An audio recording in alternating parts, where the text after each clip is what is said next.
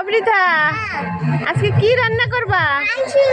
মাংস রান্না করো।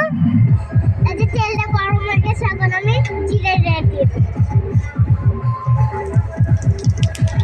এবার আমি মশলাটা দিয়ে দেব।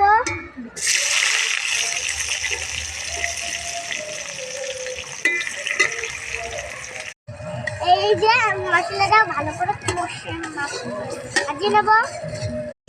মশলাটা কষিয়ে দিচ্ছি, এখন আমি মাংসটা দিয়ে দেবো। এই যে আলুটা ভেজে নিচ্ছি, এখন লঙ্কাটা নিয়ে নিচ্ছি, এখন সবটা দিয়ে ভেজে নেব।